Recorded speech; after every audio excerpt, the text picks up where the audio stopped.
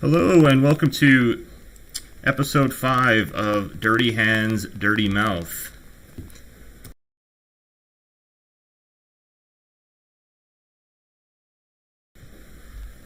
Juicy's your dirty hands, Juicy. and I'm your dirty mouth. That's me, Juicy, Dirty Hands. Sorry, not on the ball tonight. Hi, guys. No worries. I'm Boomer, and I'm just an ass.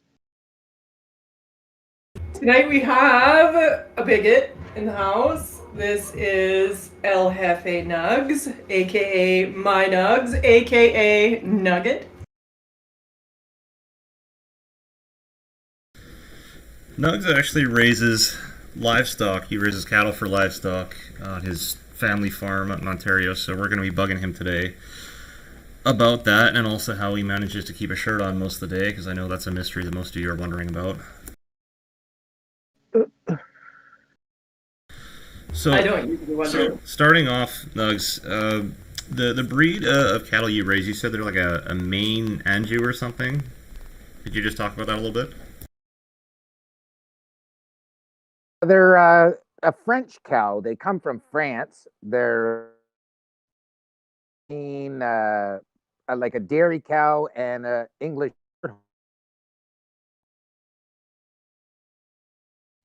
They imported them to North America in 1969. 1969. Hey. That's when they got here. Up on my end just a little bit. Can you give us the name of them again? Maine Anjou. Maineanjou. Maine Anjou. Uh, How many? so- Go on, Biggie. Juicy, you can go ahead. Oh, sorry. I was going to ask him if he's primarily raising them for meat, or if he uses any of them for milk cows, or.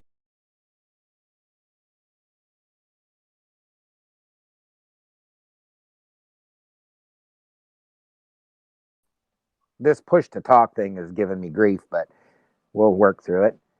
They do actually, they were bred for like both milk and beef, but we just mainly use them for meat. How many head have you got? We've downsized quite a bit, like in the last probably 20 years. We've got only 14 cows now, I think. Do At you one keep time- them? Oh, At one go time, ahead. we had 26, I think, cows. And then, of course, every year each one has a calf. So then, that number doubles.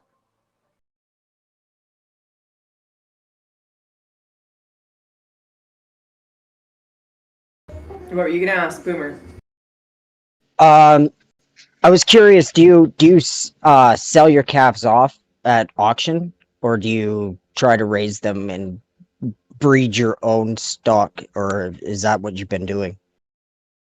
Like cleaning up your herd to get what you want out of your meat, so to speak. Yeah, well, we'll keep some heifer calves, but all the bull calves, unless somebody wants a bull, they get turned into steers and they go for stock.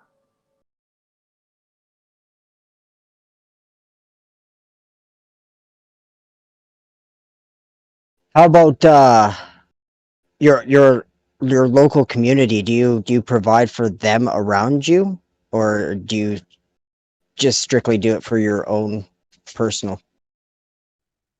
We usually keep one for our own freezer every year. And then the neighbor up the road gets one, and the other neighbor gets half, and my brother gets a half or a quarter or whatever. Like, depends.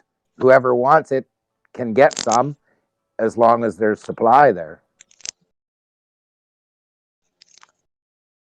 Oh, that sounds like you're kind of right up the alley of what we're going with then. So you're keeping it fairly small, keeping it local, and keeping people that you know fed.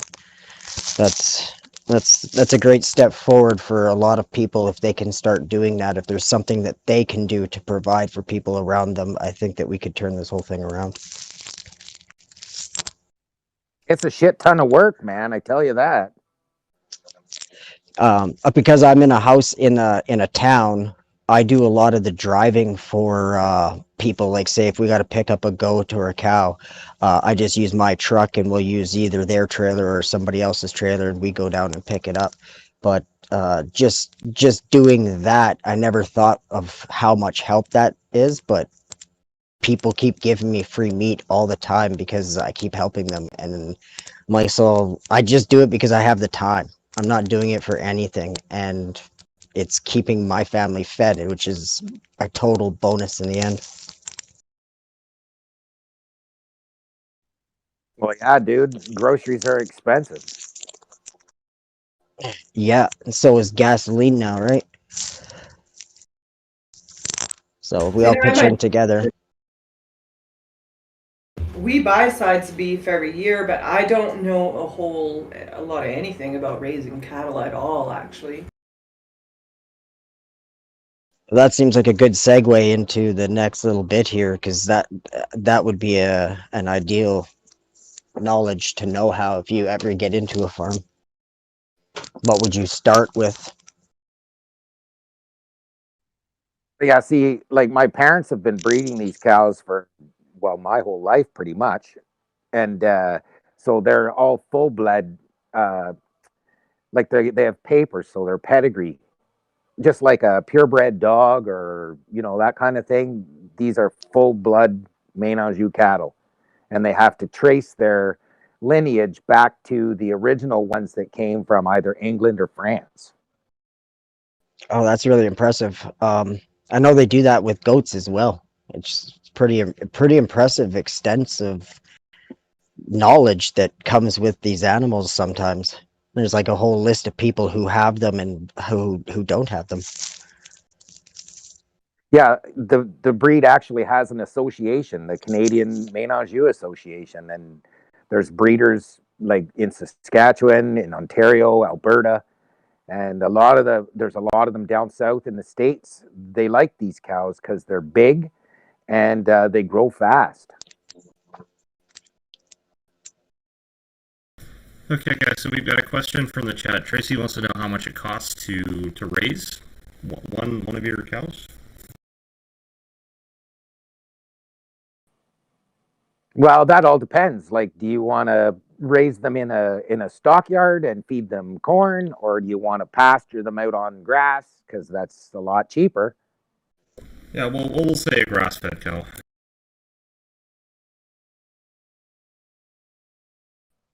Grass is primarily free when you have your own farm.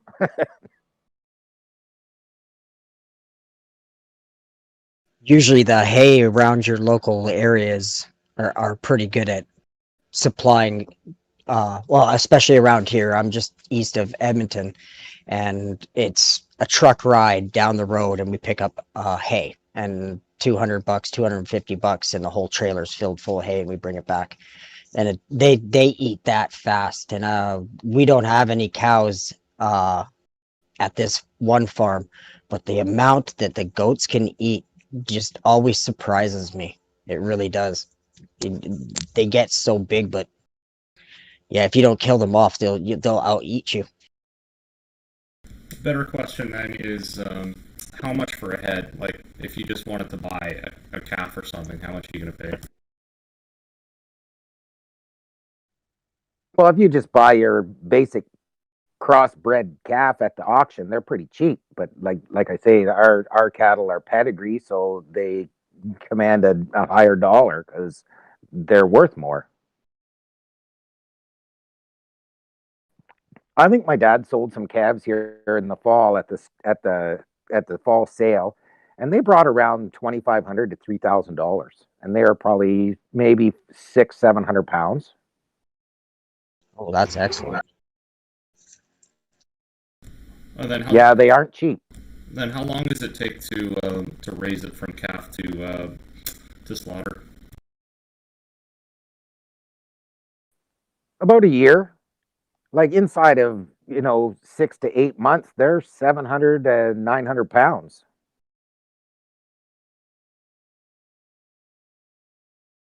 That brings me to a question about size of farm. You said you have about 14 cows. How big of a farm do you recommend for, say, said 10 cows? How small of a farm could you get away with?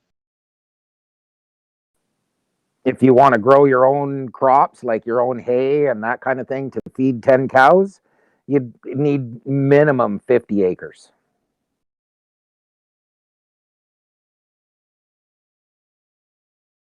Do you cycle them, rotate them through fields, or do you just let them roam on those 50 acres? No, well, let me think here. We've got 70 acres here, and we do about half of that in hay, like for round bales and to feed the cattle in the winter. And then we have a farm across the road that we take hay off of because the fellow that owns it doesn't farm it. So we just pasture the cattle over there in the summertime. So it's a kind of rotation that they do then. Yep, and we move them. We have there's a big field out the side here that we put fence across, and we let them graze on one area for a while until the grass gets low, and then we move them to the next. And then once the grass comes back, we move them back over there. But yeah, it's a rotation. So you said every year you get new babies because you breed them. Do you obviously you have experience with calving?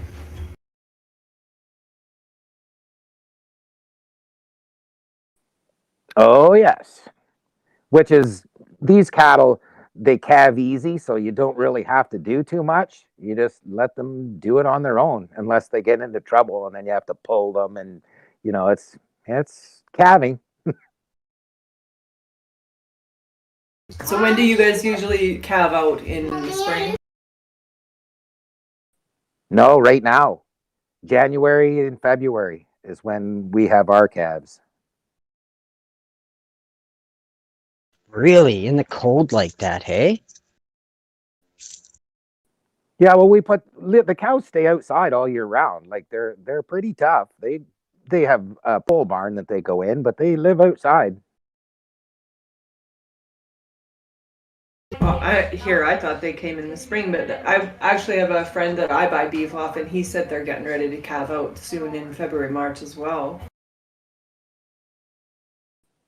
Yeah, out west they have them in the spring because it's cold in the winter. But like in around here, we usually try and have them around January or February, and we put the cattle in the barn when they're ready to calve, and we leave the calves inside so they don't get cold. And the cows go in and out every day to feed the calf, and then we kick them back outside because you don't want to have to shovel shit all day. No, fair enough. Well, I'd like to ask about the factory farming process, sort of in comparison to what you do. So let's say Cargill down south of Calgary and High River is doing a big factory farm feedlot or whatever. What do you think the breed is going to be?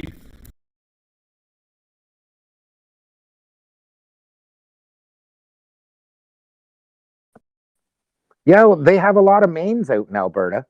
And what they'll do is they'll cross the mains with a Black Angus cow, because traditionally Black Angus are little short, stumpy little things.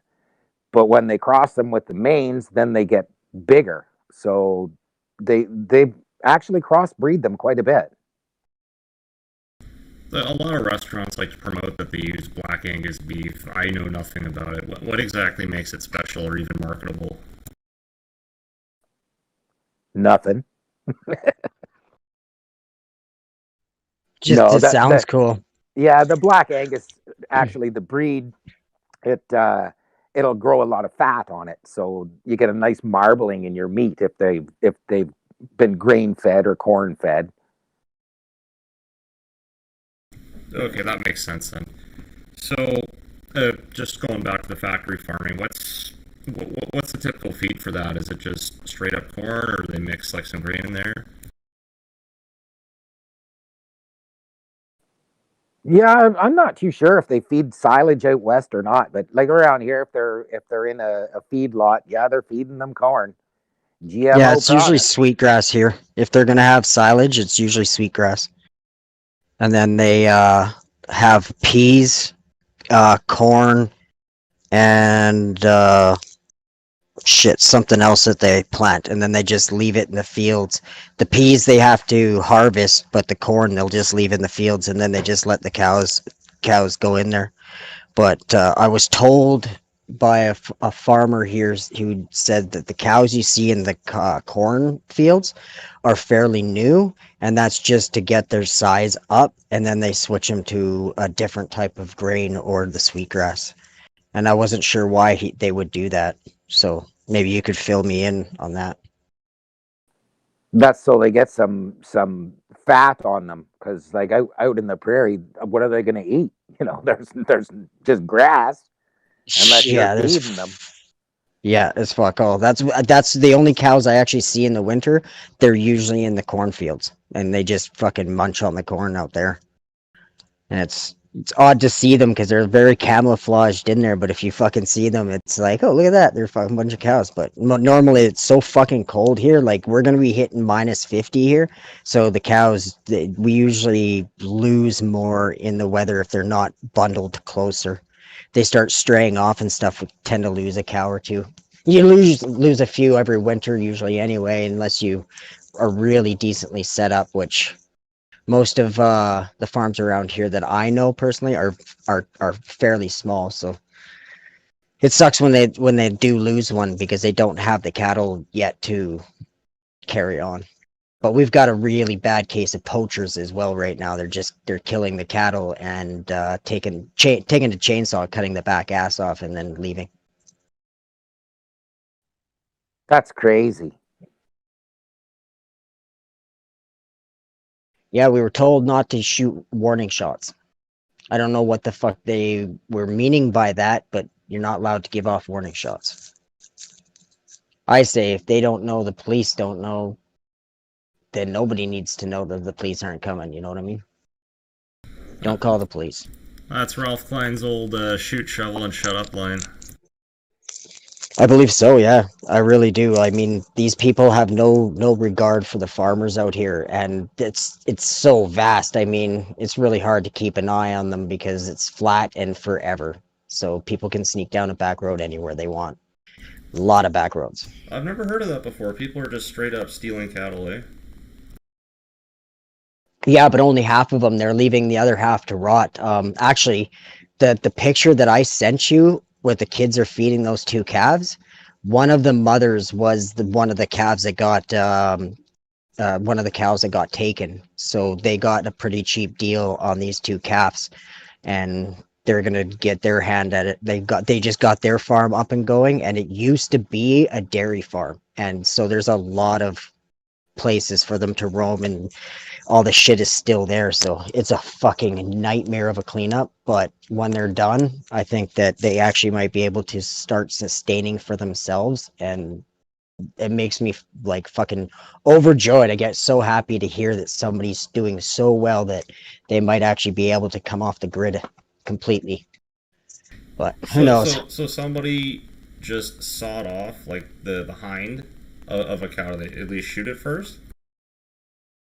To be honest with you, I have no idea how they're killing a cow, but I do know that they're using a chainsaw. There's witness marks on the bone and stuff. There's been an investigation, and that's what they led to believe was a fucking chainsaw.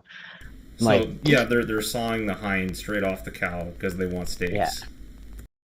In my mind, it doesn't play out because I see all the meat and everything chewing up inside the chainsaw, so I have a really hard suspicious about that. I'm very suspicious about that, but I mean, desperate people do desperate things, and when you're this far out, it's not hard to hide. Like, you can fucking park and walk fucking 10 minutes and you'll look like you're in the exact same spot you left. Like, hard to tell who's who when you're out there, especially in the fog. Like, if you're driving in the fog and you don't know where you are, you could be gone for fucking hours. And if you don't, yeah, thank God for GPS sometimes, because it's nerve-wracking. Can't see the fucking signs in front of you and shit. Well, the hind is more expensive, and there's much less processing involved. Like, you're just doing steaks and roasts. versus the front where a lot of it's going to end up in a grinder. So maybe they just don't have a grinder or something, or they just want to avoid like throwing it to a butcher. No, they're avoiding the guts. They don't want to. They don't want to have to do any of the cleaning, so they're just cutting the back ass off, and that's it. Some cases they were cutting the front legs off, but I think that was taking too much time, so they just resort to the back end.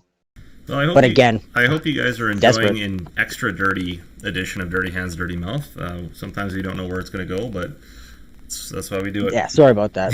No, it's good, man. I like the stories.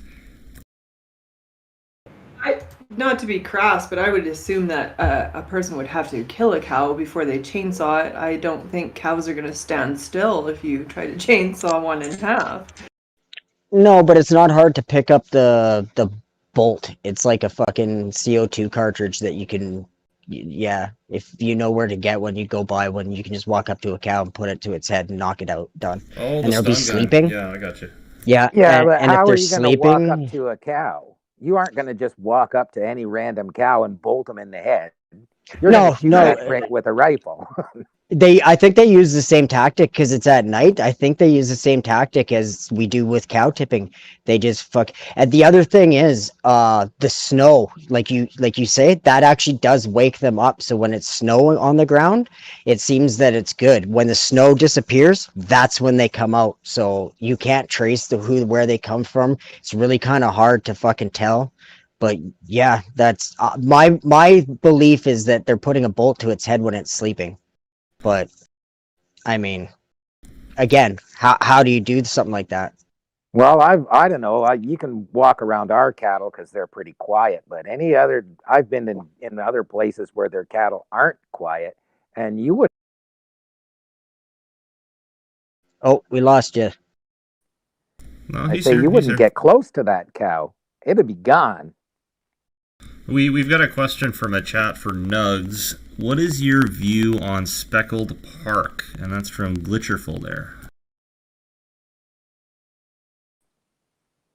Never heard of it. What is it? I don't know what you mean.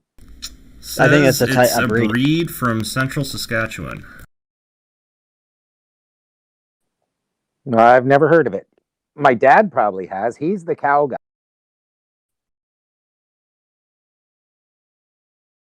A black and white speckled breed. They say they're a legacy breed. News to me, but I'll believe you that it exists. Oh, there's so many fucking cows. That's a rabbit hole, man. I didn't realize it, and the only right way I figured out how many cows there was the Corb Lund song. Corb Lund song.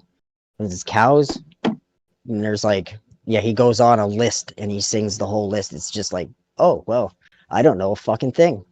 I don't know a thing about cows. I've seen some. I've seen some speckled cattle on my drives out to the farms north of the city, so they do exist for sure. Oh yeah, like some of the heritage breeds. There's, I don't know, maybe 20 or so, but yeah, they're just like dogs, man. There's all kinds of different cows.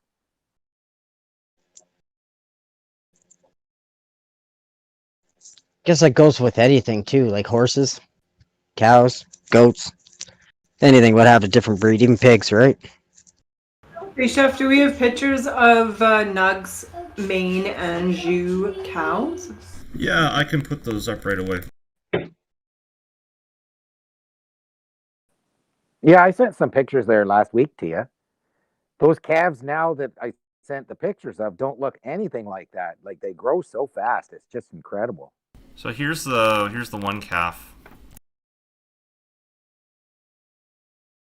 Oh God, I'd have a hard time raising cattle.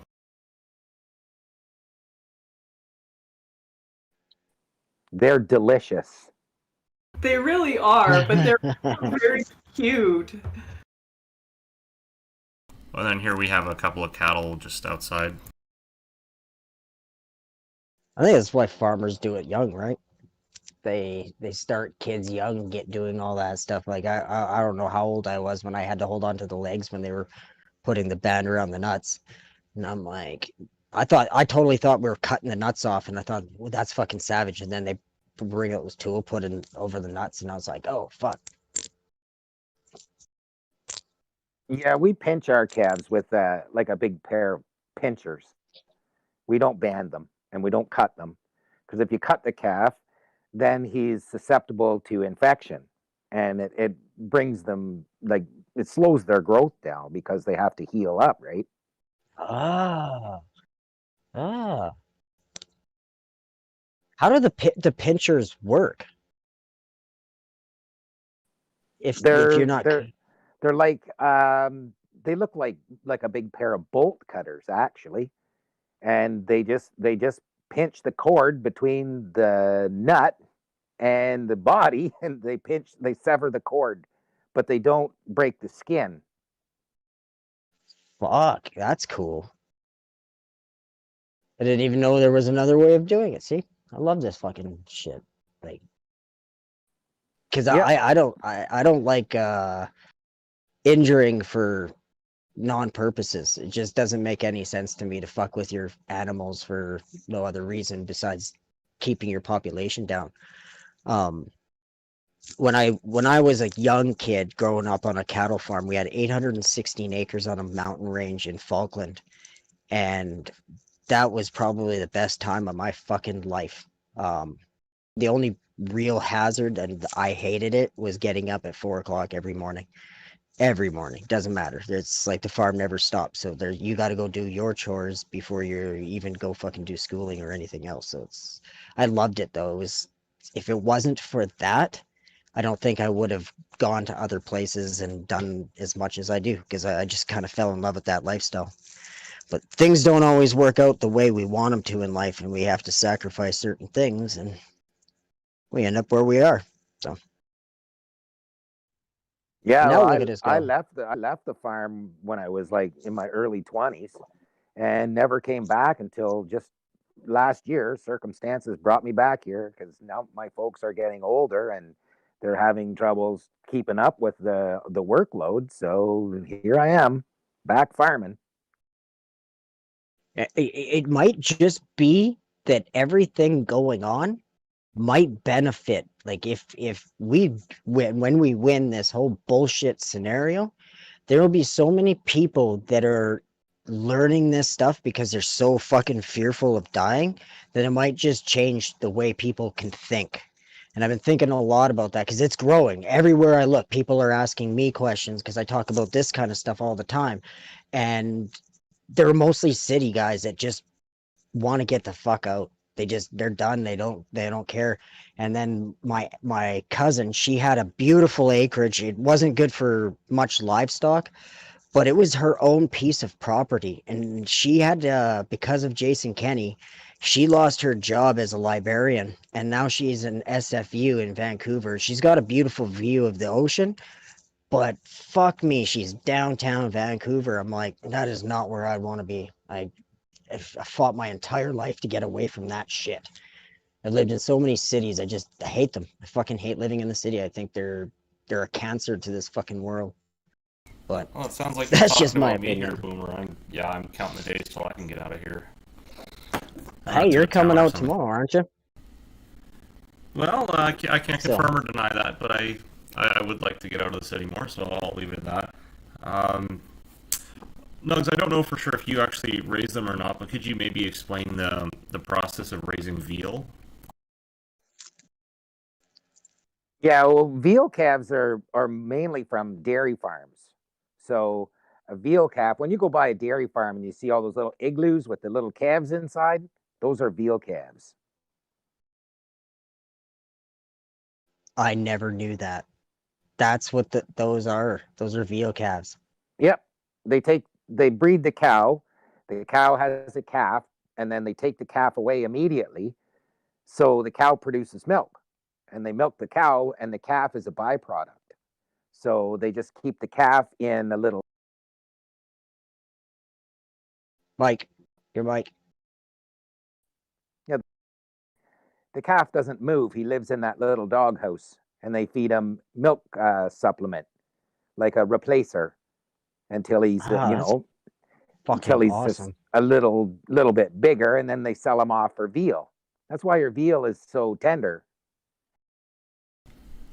Now, Yeah, with it's veal, definitely tender. does it have to be just straight milk for feed? Because I know there are different types of veal. Like your rosé veal is your straight up milk fed veal versus probably like I don't know, grain fed veal or something. Well, I don't think they even feed them grain. I think they just feed them either milk or milk replacer, which is like powdered milk. Because the veal calves, they aren't very old. That's why that you don't wait until they're 1,000 pounds. You're getting a veal calf. He might be 200 pounds. The difference between rosé veal and just like I don't know, like standard grain fed veal, I don't even know what you would call it, is mainly color. Like a rosé veal will be like a nice pale pink, and I have worked a little bit with proper veal before, and it is wonderful. It's a more tender, more mild version of beef, and because of that, you can do a lot of fun stuff with it. I mean, it's a shame that it's so scarce, even out here in Alberta. We tend to get our veal from Quebec, we being the restaurants. That's where all the dairy farms are. Hmm. Yeah, there's barely any dairy farms around here anymore. There's like the Foothills Creamery and a couple others, but they're really scarce, and you have to drive just to get the what you want. I think that's a good opportunity. We could start talking about the dairy industry. So, Nugs, what's your knowledge of the dairy industry? What's it like over there in Ontario? I have never really had too much to do with dairy farming.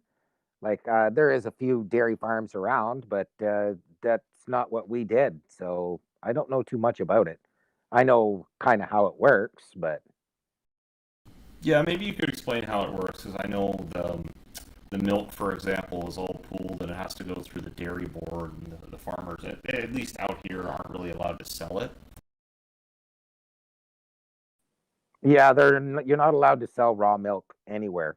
It has to go to be pasteurized and all that kind of crap.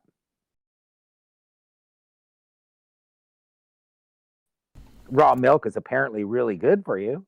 Lots of people go to the dairy farm and quietly buy it for themselves. It's a shame that Uh, raw milk is sort of banned here in Canada, because the Europeans, of course, know much more about food than we do. And the French, for example, make a ton of cheese with raw milk because you need it for the proper bacterial cultures to develop flavor. So, like, pretty much all their high-end cheeses use raw milk, which is really how it should be. But of course, we have a terrible cheese industry here in Canada. Surprise, surprise, because we don't use raw milk.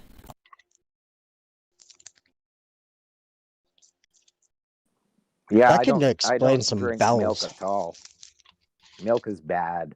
I don't drink that shit. That's for baby cows. That's what I think too. That I feel the same way. I'm just going to take this opportunity to say that the Canadian dairy industry is shit and produces shitty products. From a chef's perspective, I really hate it. And it's all because of the stupid dairy board. Well, yeah, didn't Scheer and the conservatives there give the dairy farmers a whole bunch of money or something? I don't know. I didn't really follow that, but didn't he bail a bunch of them out? Well, Yeah, probably to as keep their far as mouth I shut. know, it's kind of like a glorified welfare program just to keep the farmers going in case they have a shitty season or something.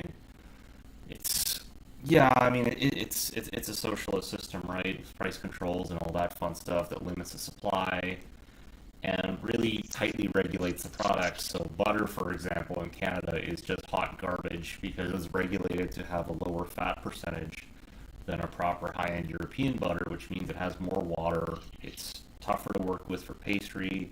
It's got less flavor. It's got a paler color.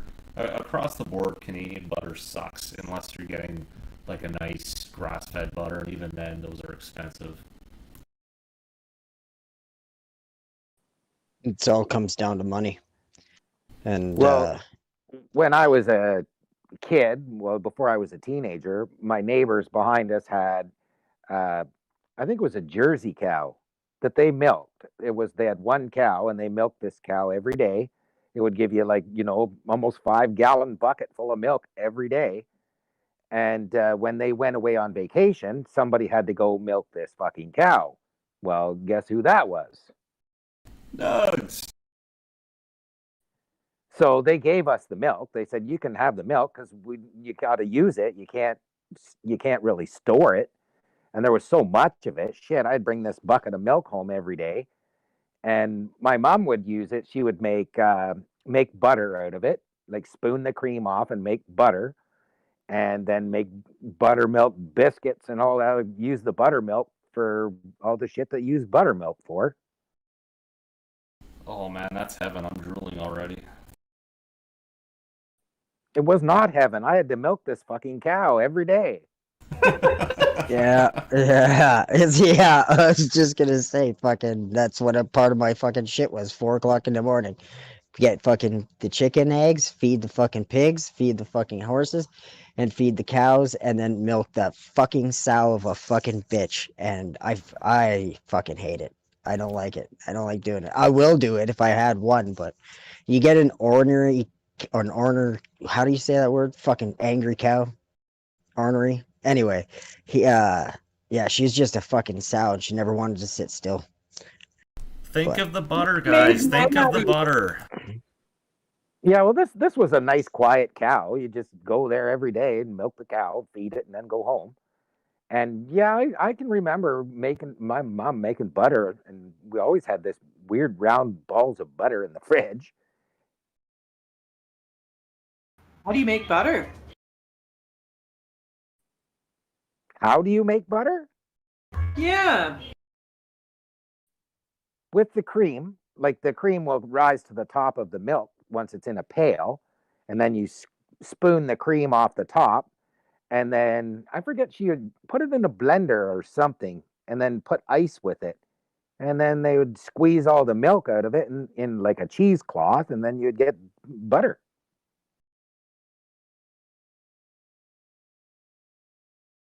what I remember is the color. The color was so clear compared to what you buy in the store. Like the butter you buy off the store is like more of a yellow, and I always called it a smoke stained yellow. But when Yeah, I remember getting the creamery butter, it was like a white fluffy butter. It's amazing. It's fucking the best thing you could ever have. And when you're making your own pancakes and shit, there's nothing else that does compared to it. So the, the, yeah, it the is. It is almost white. It's like an off-white color. Doesn't look like normal butter you see in the store. So the No, color not at the all. color of butter is an interesting topic. So like your high end European butters will actually have more of a fluorescent yellow color. But it has to, I believe it has to do more with the feed. Like if it's straight up grass fed, of course the fat's going to be more yellow. But yeah, basically like the less water that's in the butter, the more intense the color is going to be, right? Because it's straight up fat. And as far as I know, with beef in particular, with the feed, if it's pretty much straight up grass fed, the fat's going to be more of a yellow color, versus if it's more grain fed, the fat's going to be like a white color. It makes sense because everything you feed your cow fucking can change the way it tastes. I actually got to play around with a little bit of New Zealand grass fed butter. There's a bakery here in town that imports their butter from New Zealand. There's a special program through the Canadian Dairy Board that allows bakeries and wholesale food processors to actually import their butter because, again, Canadian butter sucks. So I think they go through something like 75 kilos a day of butter, and then, yeah, they get a weekly shipment from New Zealand, and they get this beautiful grass-fed butter. It's like putty, and it's a fluorescent yellow, just a wonderful flavor. And of course, compare that to our pale butter, which just sort of cracks when you handle it, and it's way different. Well, we have a dairy here that does all the local dairy farmers send their milk to the dairy, and they make butter and ice cream and milk and everything right here. It's pretty well known in Ontario, Kawartha Dairy.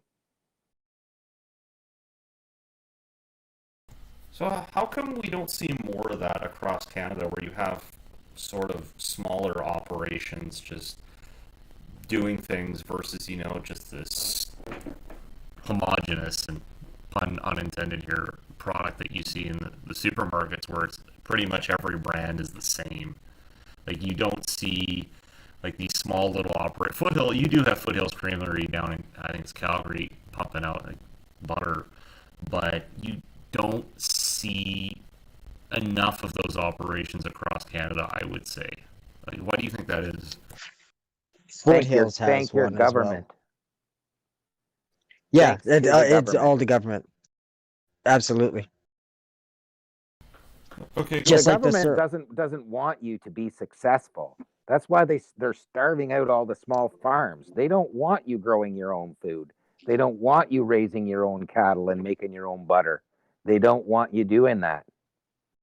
Well, that's why that's money out of their pocket. It's why the government was putting farmers in jail for going down to the States and selling grain. Yep. They want you and your mouth suckling at the tit of the government. Yes. Exactly. And then they can regulate what you're eating and how much you suckle. Going back to dairy a little bit, I know we talked about Jersey cattle. I happen to know a few people around who do raise Jersey cattle, and I don't know what it is, but why do you think it makes the best dairy? Like, is it genetic? Is there something going on there? Because I know people who are lactose intolerant who can drink Jersey milk. Yeah, they are different. And I don't know if the cow that the neighbor had, because it was, we're talking 40 years ago, if it was a Guernsey or a Jersey. They're both the same kind of color. They're like a tan color. I can't remember which one it was. Well, Guernsey and Jersey are both little islands in the English Channel between the UK and France. Like they're right beside each other. I don't know if that helps at all, but figured I'd mention that. Yeah, because they're two different breeds of. There's an operation down in central Alberta that does organic Jersey milk. They're actually a goat farm. They sell goat's milk as well, but they have somebody who raises Jersey cattle for them.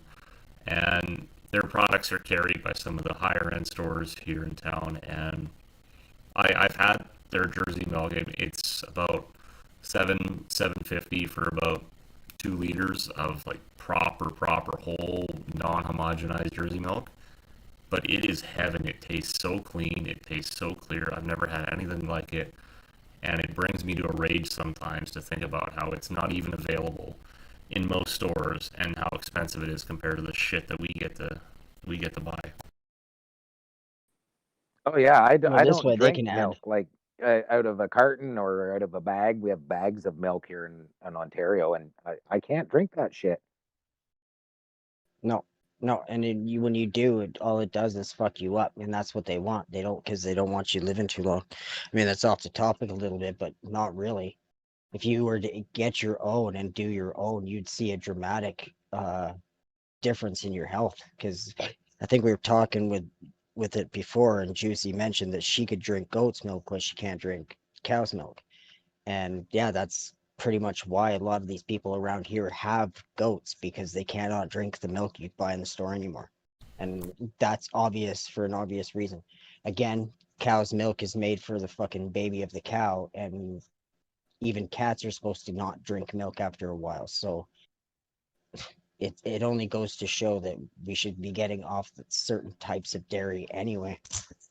Well, there's a here in Canada. massive goat milking operation right here in this area, and they have a goat cheese factory in town where a lot of it goes. And I forget how many goats they got over there, like thousands of them. It's huge. It's like probably the biggest goat operation in Ontario. That's a lot of fucking goats. Yeah, it's massive. And when they first built the facility, they did a tour. I never went on it because I was busy working, but I guess it's pretty impressive, this goat milking operation. And then as soon as they were done with the public tour, you're not allowed even on the property, not anywhere near the place. What? That's crazy. Yep, you Sounds cannot like get fucking anywhere near the place because it's fucking Willy Wonka Dairy Factory. yeah, it's because of the health issues, right? Or the health department. They said, nope, you've already seen what goes on in here, so now you're not welcome in. That's fucking pretty insane. It should be mentioned as well that goats and sheep produce better milk for cheeses. The better cheeses, like a Roquefort or something, come from goats and from sheep because they have more of a tang to them versus like the more neutral flavor of cow's milk.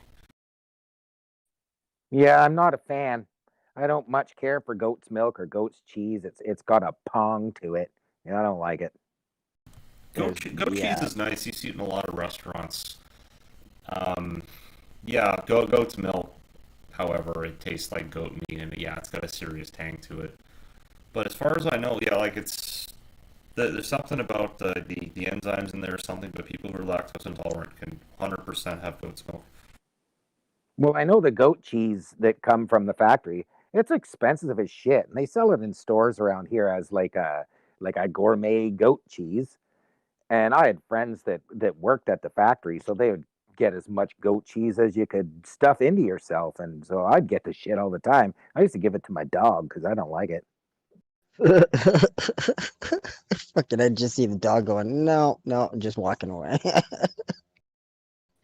I wouldn't give her Yeah, very much, but she liked it. 'Cause I don't have a taste for it at all. Yuck.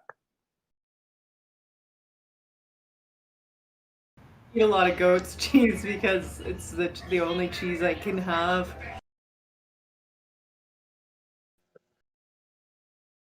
Yeah, I don't eat much dairy at all because it doesn't agree with me. I used to when I was younger. I could eat all that stuff, but now it maybe a little bit of cheese or butter and that's it. I don't drink yeah. milk or none of that shit. Don't even take cream in my coffee. We've had this discussion before, either offline or on the show. I can't remember. But the commercial bread industry pumps the dough full of chemicals and leads to a kind of bread that doesn't really break down the gluten, leading to gluten intolerance and celiac disease. Do you think there's something similar going on with the dairy industry here? Oh, I wouldn't doubt it. I would not doubt it a bit. Well, and like the poultry I've believed industry that for a too. very long time. I Like, believe that they've been putting certain things into food for a very long time. oh, absolutely. Chicken's full of soy. Like they feed in chicken feed, it's jammed full of soy. That's what they feed them. And then, so, of course, that goes into the meat and that goes into every egg that you eat. Well, as far as I know, the soy will help with the color. It will turn the skin yellow, which a lot of people want. Yeah, but soy's not good for you. It's like the bean itself is fucking, it's like the worst fucking bean you can eat. There's so many different pods and stuff that you can eat, but when it comes to soybeans, I just don't, it's something about it I don't like. I've tried it numerous times in different ways. I'll eat it, but it's not my favorite pod. I like peas or beans or string beans way more than fucking soybeans. But see, over the years on this farm and in my experience of farming growing up, we've had every animal you can think of. We had rabbits and pigs and goats and, ducks and chickens and geese and cows and horses. We've had them all. So you've just downsized as your family's gotten older? Yeah, it's a lot of work, right, to look after all that livestock. So now they just have, I think, well, at one point they had 26 horses. Now they got four. And like we used to have, 30, 40 cows. Now we got 10. I don't know if you listened to the episode with our previous guest, Casper the Medic, but he's over in the Ottawa Valley, and he raises goats, he raises chickens, turkeys, guinea fowl. Um, he also grows a bunch of vegetables. He harvests honey. I'm sure you're looking at it like, how the hell is this guy pulling this off? Oh, I know how he's pulling it off. Yeah, they do that around here, like small farms. The Amish people, there's quite a big Amish community not far from here, and they have all kinds of stuff like that. They got bees and goats, and that guy over there has got cows and pigs, and they have it all. Yeah, but having it all and getting up to that standard is expensive. And while you're trying to do all of that work, because let's face it, all of it is work. And if you don't want to put the work into it, don't start, because you're gonna if you're not a worker, farming is not for you. Whether or not you're just going around collecting fucking shit or something is going wrong, work is always involved. You got to mend fences. You got to make sure that the gophers are done. You've got to make sure that they get their shots and their medication if they do get sick. Calving can be a complete nightmare. You could be there for hours and hours trying to calve it and then lose the calf that you've been hoping for so long, and it's devastating. Like, it's a heartbreaking, hard-working job, and I hate anybody who does even the smallest amount of it. I have extreme respect for, because it's not easy, and they're not making it any easier with the expenses that we have today. It's like you can't just do that. You almost have to go to work too, and Oh, you have to go do this. absolutely. Yeah, there's no money in farming. Like my parents, both of them had to hold a job in order to make the farm float over the course of the years. Now that they're retired, they don't make any money farming. You got to love doing it to do it. Sounds a lot like Yeah. my career. Then it's quite similar, and it sounds like some of those farms are like the farmer's version of the feminist slogan of having it all. You know, you could have the great job, the marriage, the kids. With the farmer, oh, you know, you could have the honey, you could have the beef, you could have the pork, you could have the poultry, and you could have the vegetables. Hey, you could have it all. Yeah, but your wallet is empty. Yeah. Well, it's like that with the Like feminists, right? Your soul is empty. oh, Like yeah, like most most of the farmers, your freezer is full, but your pockets are empty. and if you're lucky enough to be able to have a good community to provide to other people, you can make a little bit of money on this side. But We do Yeah, have but a the lot of amount the fucking amount effort for a little bit the of money. amount of work that you have to put in to make that $5 Yeah. by selling that cabbage, it isn't worth it. It's just not. we've got It's like running an engine with no compression. guys. We've got a question from the chat here. So Trent Gerling wants to know: have you ever noticed that cow milk lasts longer in plastic jugs than cartons? I don't know. I never really paid much attention to that. I've noticed that just because I with the kids, it will usually typically go through a 4-liter jug of milk because they all drink milk and eat cereal, and that 4-liter jug will last longer than I would think the 2-liter cartons do. I think he's got a point now that I actually think about it. So my opinion on this one is you're going to have more air exposure coming from the carton. First, because you kind of got that little crack even when you close the carton, that's going to be seeping air out and allowing air in, and also the paper product is going to be more porous than a plastic. So that's probably what's happening, because air exposure is what causes spoilage in dairy and many other things, and that's probably what's doing it. Yep, makes sense. That's why they don't want you having real cream and real milk and stuff, because it goes bad.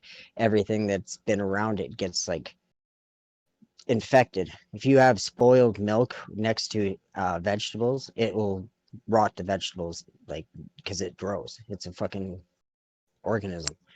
It's amazing what spoiled food can do to other spoiled food.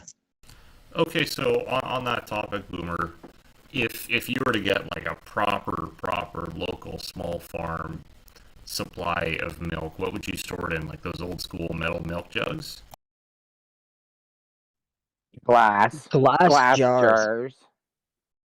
Yeah, glass jars. Okay, so you've got the glass jar of milk. How long is that going to last? What's the shelf life in the refrigerator? Maybe a week. Yeah. Yeah, usually doesn't last you long enough to worry about it when because we only had the one cow for milking, and that did the whole farm and then some because we always ended up throwing some of the milk out.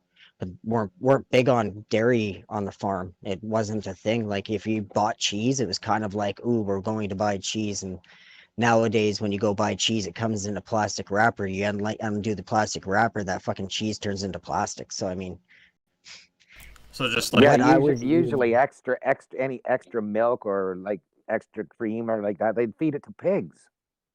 so yeah, yeah, just that's right. just like every other aspect of the food industry, it's been modified to extend its shelf life, which in retrospect seems to have, you know, um, harmful effects to our health. Absolutely. It's jammed full of preservatives. So now you are what you eat. So you're jammed full of preservatives. I don't know if they were doing it for money or for sustainability, or maybe both. Both. Both. Yeah. That's the more deadly of the choices either way. It's just a natural instinct, right? You're going to want to keep that shelf life up. Well, even like in a restaurant kitchen, if you've got something with a longer shelf life, that's going to be better because spoilage, of course, is going to cost you a lot of money. We have good technology in our day and age that helps with spoilage and stuff like that. We have um like your accessory on your food saver can attach to certain lids and suck the pressure out that way. Um, my cousin wanted to do an experiment with a piece of cake because it was a real cake made with real ingredients, and he put it in a food saver, and he's had it in his freezer for years. He's not going to eat it, but it's been sitting in his freezer for years, and every time you take it out and look at it, it's fine. And then the other one was in his fridge, but his wife made him throw it out, and so he left it out on the counter, and it just sat there for fucking ever, and it never got moldy, it never got nothing. I was like, that's all right. And then he decided to throw it out because his wife was starting to get annoyed. So, Have you guys ever heard of smart bread? Like from Wonder Bread or whatever it is. It's called smart bread. I heard something in the news like a while ago. There was some going on with that. What the hell is that shit? isn't that the It's stuff that's it's pumped full of vitamins and shit? it's pumped full of something. It's pretty big around here. Not so much anymore, but a few years ago, you used to see it all. Oh, lost your mic. It had a little superhero bread slice guy with a cape on him. He was like the mascot smart bread guy. So Oh, it was it yeah, was commercials. yeah, and it was all like it was a big thing. Everybody had to have this fucking smart bread. So my girlfriend at the time was buying this stuff, and she left a loaf, about half a loaf of this bread on the counter, and then it got pushed aside, and we started new bread, and so this bread was sitting there for like a week or two, and I said, "Holy fuck! Look at that bread! It looks as fresh as the day that you opened the bag." So I did a little experiment with it, set it up on top of the fridge. 6 months later, that bread had no mold on it. It looked like it was the day that you opened it. I've got some That's friends who are fucked it up. bakers, and they tell me that a lot of the commercial bread is pumped full of mold inhibitors. So that makes a lot of sense. Yeah, because I was getting bakery bread from a local bakery here that's, a handmade normal bakery bread, and it wouldn't last 4 or 5 days before it'd get moldy. And that fucking smart bread was still up there and it looked brand new. You would eat it. It was that fresh. Yeah, and That's the bread fucking. I bake Oh. is probably similar to the stuff you're getting from the bakery, and it dries out over time. It's the first day or two, it's really nice, but a couple days later, it's drying out. Exactly, it shouldn't last a week because it doesn't. It goes stale, and then it grows moldy. Yeah, like within 4 or 5 days, it's got mold on it. Mold feeds on moisture. It's looking for moisture, and it's looking for warmth, not heat, but warmth. So bread's got moisture in it, and that's what it feeds on, right? Not smart bread. No self-respecting mold to grow on that shit. I wanted to go back to to beef to ask questions more on the butchering side of things. So I recall something I read back in culinary school. I think that it was either beef or pork that's bred, genetically bred to have an extra rib. Is it beef? Well, I don't know about that. Maybe pork.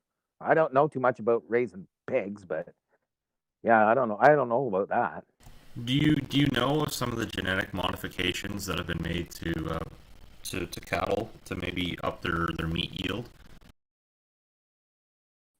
Nah, just through breeding, like and crossbreeding. That's the only thing I know. Like genetically modified meat can't be good for you. So the analog here is it's a species of chicken or a breed of chicken, excuse me, called the Cornish cross, and it's basically like one of your Instagram models, like it's got gigantic breasts, but they're almost fake breasts, and then the poor chicken just collapses under its own weight and breaks its feet if it's older than I think 12 weeks. Yeah, I know chickens they do that kind of shit with, and they like a caged bird. They just live in a little box, and they just force feed them food, and they don't ever walk. That's why you're when you get chicken at the grocery store and you look at their legs, that little tendon thing that's in a drumstick is all usually all kind of fucked up, deformed looking. That's an interesting point. I'll have to look at that next time I butcher poultry. Um, just again, going back to the butchery stuff. So, do you guys do you slaughter yourself, or do you take it to a like a full service butcher shop, or like a slaughterhouse or an abattoir? Yeah, well, there's a few guys around here like local abattoirs, like they're butchers, and so you just take the animal to them and say, "Here's my cutting instructions," and they do up the animal, and then they cut and wrap and freeze it and call you when it's done. So it's like a full service butcher shop then. I know of a couple in not the immediate area around Edmonton, but like an hour away. I know of a couple. Yeah, I think it's a dying art. I don't know.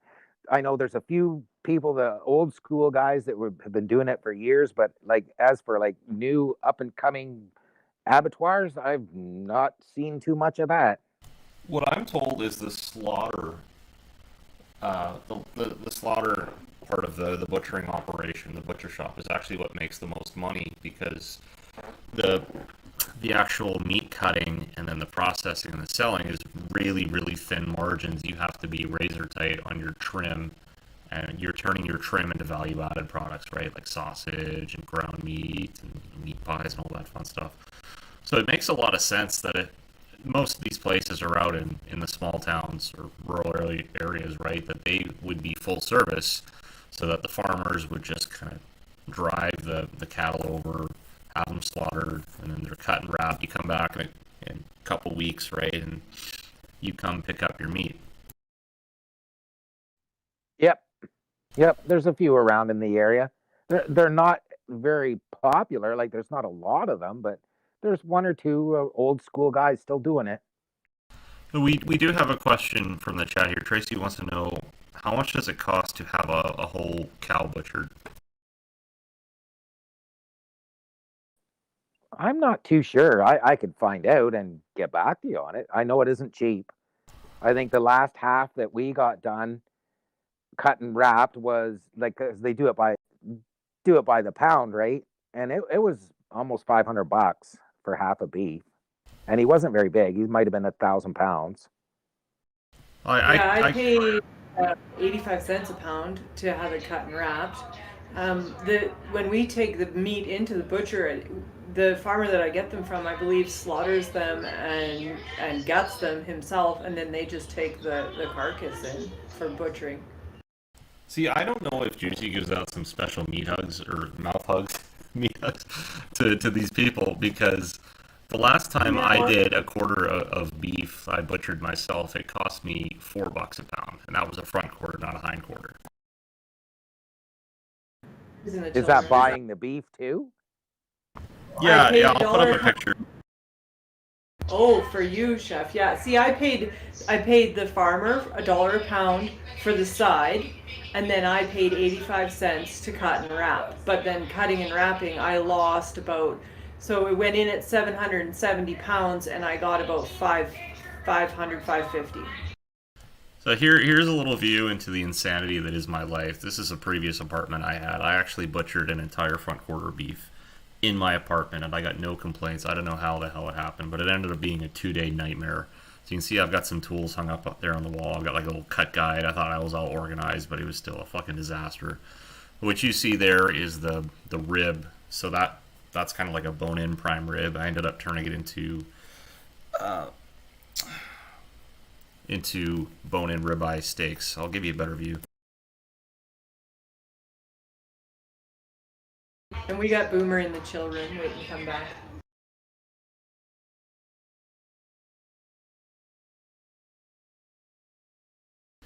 You can see a better view there. I was fortunate enough I had my meat freezer set up right next to me, so I was popping stuff in and out of there. But yeah, guys, don't try to do large butchery projects in your apartment. It's a very stupid idea.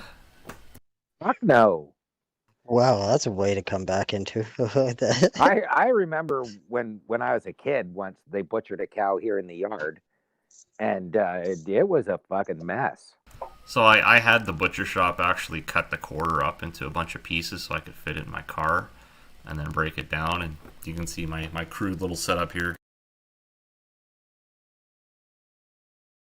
Yeah, feel free to laugh at me because it was a really stupid idea. I ended up sending a bunch of pictures to some friends and some chef friends, and they all said, "Man, you look like a serial killer."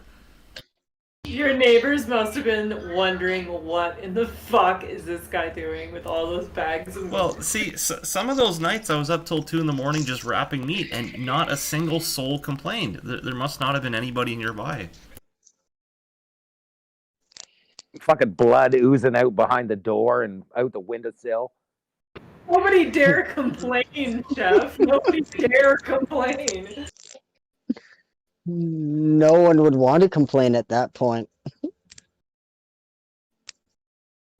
Yeah, I've seen a few cows butchered in the yard and hung up in the driving shed, and it's a fucking mess. Well, let's differentiate here. I didn't slaughter the poor thing. Somebody else slaughtered the cow. The butcher shop took it in, and I bought a front quarter. And the butcher shop cut up the front quarter into 4 pieces or so. I bought those pieces, took them home, and then I broke those down, cut and wrap. I didn't kill anything.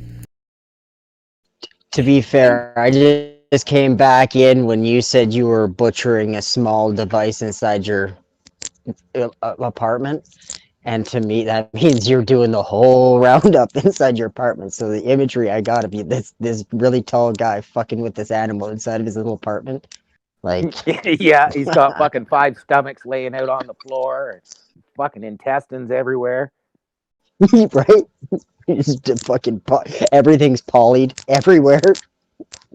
I have my own little shit test when I talk to girls. I say, yeah, I butcher my own meat. I have a meat cleaver and 2 bone saws, and it scares off the vegans, so it works pretty well. Yeah, great big grinder tied on the end of the counter.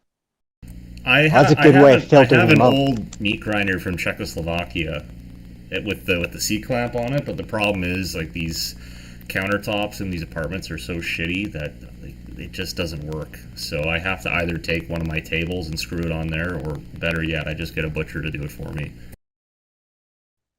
Yeah, my granny used to have one of those cranking meat grinder things. They're a lot of fun, but you really have to know what you're doing, and sanitation is a serious issue. You have to put everything on ice. Your grinder parts have to come from the freezer. Your meat has to be half frozen when you put it in. And then you've got to get your ratios right with the meat and the fat.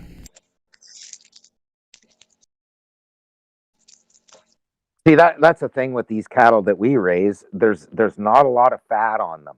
Like, the meat is lean as you can get. There is 0 fat on that meat unless you put them in a pen and stuff them full of grain. If they're just so fresh off the field, man, that meat is the leanest meat you've ever seen.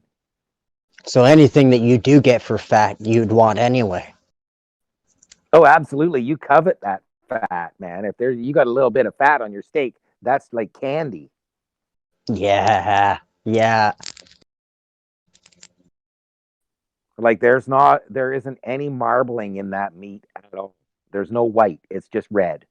And that's why your standard butcher shop beef will be like grass-fed, grain-finished, because the grain will give it that fat that you covet, and that's what the restaurants want. I mean, I've never had like 100% grass-fed beef before. It's as lean as you say it is. It would probably be pretty interesting. Yeah, well, it has flavor, but the fat gives it the flavor. So like if and it's lean, man. Like you got to put seasoning on it, or it's kind of bland. So is it gamey like venison then? Nope. No, it just has that grass-fed beef flavor then, eh? Yep. But it doesn't. You know how you get that nice uh, thing of fat on your T-bone when you grill that, and Yeah. it's like fat. Well, with a lot of flavor in it. Well, that doesn't exist on this beef unless you put the bastard in a pen and stuff him full of corn for 6 months. Yeah, it's the fat cab that's on the ribeye or the prime rib or a pork chop or a pork loin. Yeah. Well, it just doesn't exist, which is good because they say that that much fat isn't good for you, so they say. And I don't know. I've been eating this beef my whole life, and I haven't died yet. Well, the thing is, you can always trim the fat off and cook with it, right? And animal fats are actually pretty healthy compared to the processed garbage that we deal with these days, like canola oil. Yeah, well, that's what I'm saying. Like there is no fat to trim. Like so, it isn't there to work with. So with that said, Nugz, what's your favorite kind of beef? Well, I don't know. I like a nice thick T-bone steak on the barbecue, blood rare. Boomer, how about you, bud? You take a prime rib roast with the bone in it and cut it into 4 individual tomahawk steaks about close to 2 inches thick. So And then bone-in ribeye? just salt and pepper and on charcoal grill. You like the bone-in ribeye then, eh? Yeah, but turning them into steaks. Well, yeah, that's exactly what That's you're it. describing. It's a bone-in Yeah. ribeye steak. Yes. Tomahawk meaning it's got the rib bone in it. Again, that's all I know by is tomahawk because you want the handle, you want the whole fucking Yeah, and the closer to the bone nice is cross rib roast God, is it's so good too. good. A cross Yeah. rib roast is nice too, because they usually have a lot of fat on them, which gives it flavor. Yeah, I turned the side of pork I bought. I actually turned that into tomahawk steaks, and they're beautiful. They're a work of art. They're really hard to do because you have to deal with the rib bones. But if you can pull them off, I mean, it looks like a Fred Flintstone steak. It's just gorgeous. That's exactly it. Yeah. I'm partial to the bone-in ribeye myself. I think that's the best cut on there. But I've heard good things about the flat iron steak as well. Like the flat iron steak will come from the armpit, and if it's trimmed really well, then I guess you get a nice tender cut of meat. Juicy, how about yourself? What's your favorite cut? T-bone, hands down. I like the T-bone. Both sides of the T-bone are a little different in texture, like tenderness. I like them both sides of the T-bone. You want to talk Yeah. about this picture of the steak you sent me? You called it breakfast. I call that about 2 or 3 meals. Yeah, that's breakfast. Now that's you and your flock, right? It's not just you. I kind of yeah, it's not just one meal. I made that, and then I would have had like a quarter of that with eggs and potatoes for breakfast, and then I would have eaten the rest at dinner. And my youngest will not eat meat. I can't get him to eat meat unless I make him a burger. Like he'll eat burgers. He's got no problem with that, but he will not eat steak. He won't eat chicken. So Ask him what he's craving for.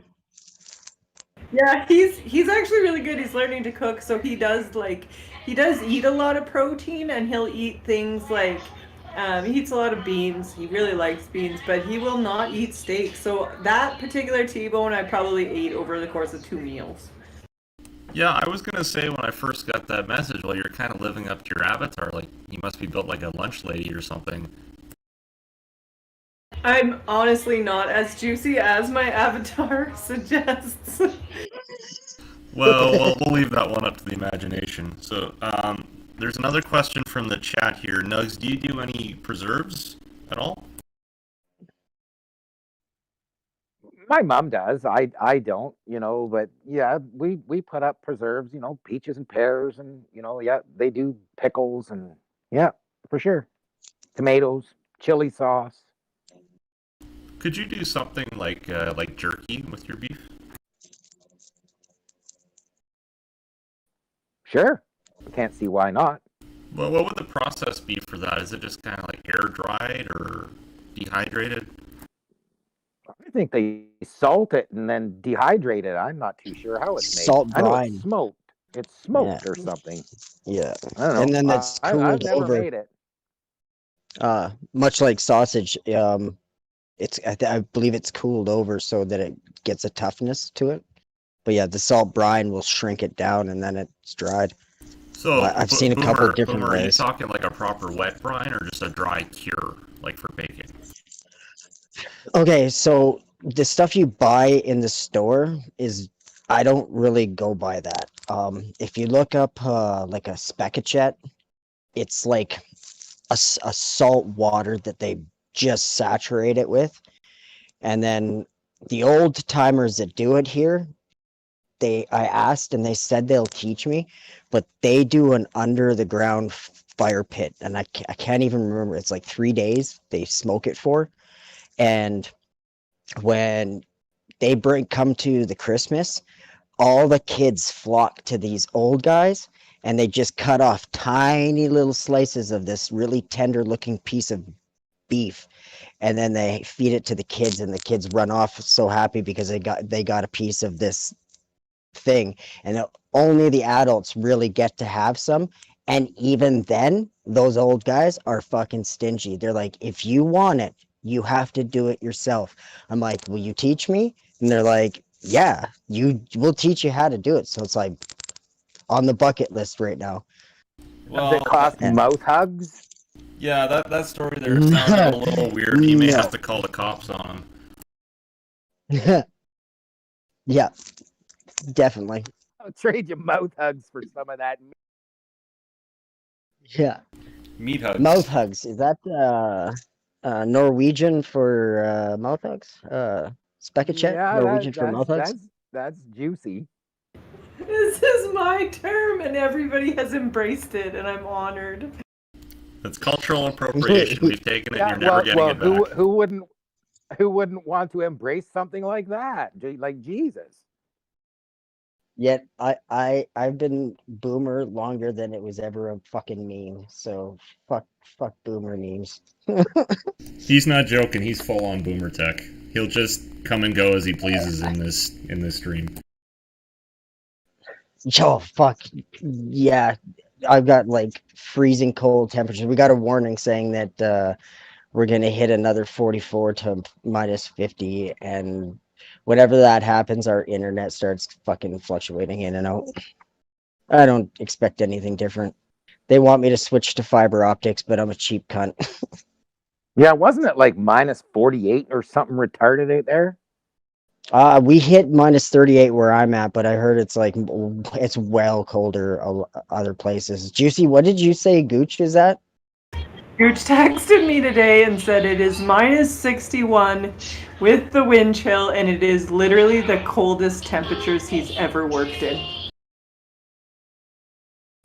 Yeah, I worked in northern Alberta one winter, like 2010, 09 or 10, and it was minus 56 up north, up by the Yukon, and I thought, fuck this. I'll never come back to this place in my life.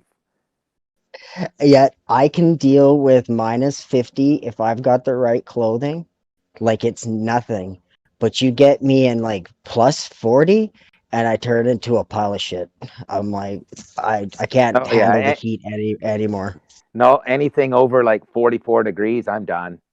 I'm hiding. Oh, yeah, yeah. I'm like, I got a nice, beautiful basement that stays cold, and that's just where I'm gonna be. Because yeah, Well, retarded. Taz was on Dubs' stream last night. Taz being the Sanico, and he's one of the oil patch guys, and he said he got called up to Dawson Creek, and they had to cancel the job because it was too cold. Yeah, pussies. Yeah, it's pretty dangerous when in that temperature.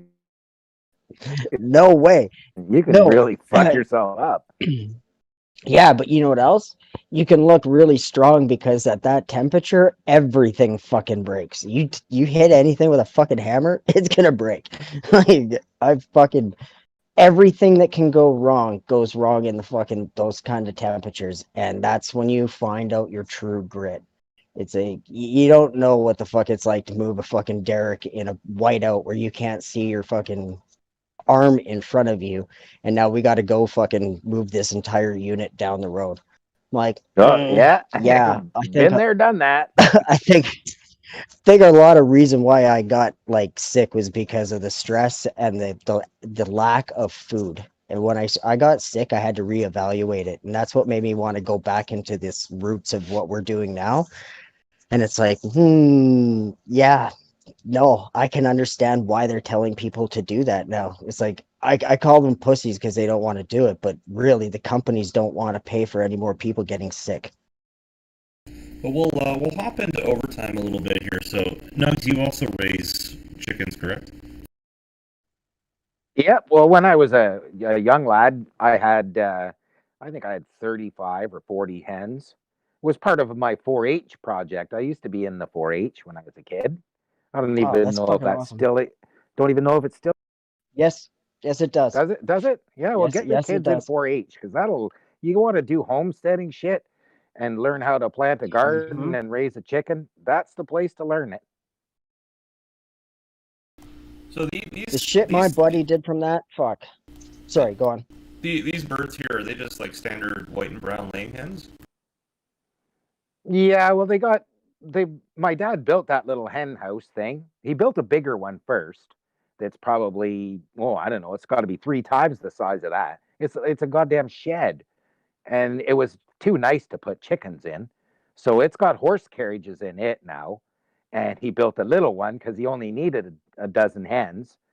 But now he's got, 30 more hens on order. They should be here in the spring. And yeah, they're just average red laying hens. I'm not sure what kind they are. The little white one he's got in there, somebody gave that to him. And he's got a rooster in there now that some woman up the road gave to him.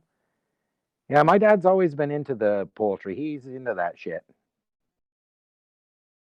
If he builds a pen that's like 3 times the size that he needs, that's the kind of guy I can get along with because that's like project overkill. Like, here, Oh yeah, what do we need? everything is Yeah. is well over engineered around here. If they're gonna build something, it gets built big. Oh, I love that. I absolutely I love building my own shit. I really do because you're always like you see something that you have that you look at it and you're like, that's a fucking piece of shit.